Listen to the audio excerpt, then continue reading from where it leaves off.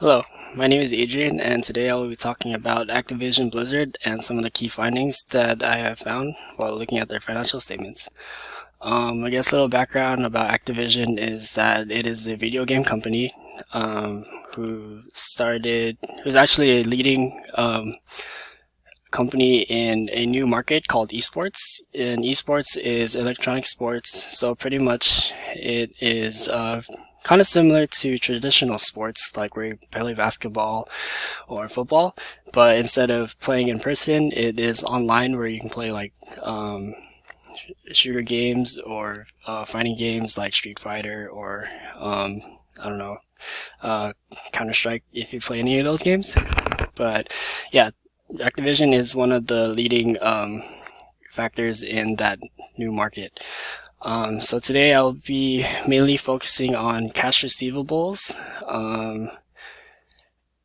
valuation, and intangible assets. So I guess to start off, we'll talk about cash receivables.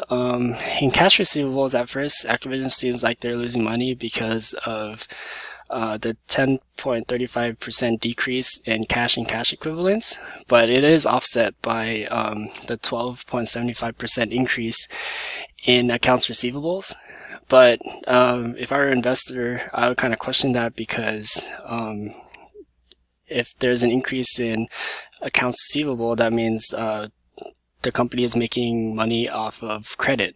And that kind of makes me question whether they're actually making money and if they're doing very good at collecting it. So if we look at their net allowances, it looks like they were able to decrease the amount of uncollected accounts receivable by 31, 9, and 90%.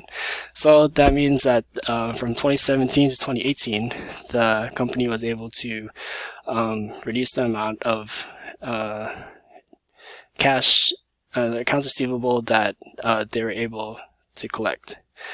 In terms of valuation, my initial observation of the company, net income looked kind of weird because from 2014 to 2016, the increase in net income was steady, and then out of nowhere in 2018 it dropped, and then in 2018 it increased by a lot.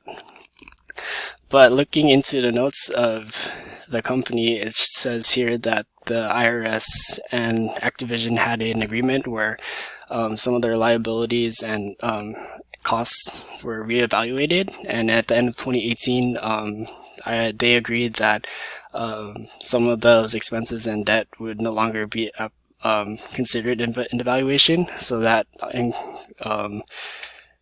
caused this big increase from 2017 to 2018. But that also does raise some questions because if you look here in the intangible assets, if you look at goodwill, their goodwill is about $10,000. And to me, that kind of makes me worried because the nature of goodwill is that goodwill is not included in valuation unless it is impaired. And goodwill is an indefinite asset, so it's not really included in any kind of valuation. So it kind of just sits there and not really allocated to the true value of the company. So if I were an investor, I'd want to know more about why goodwill is so high and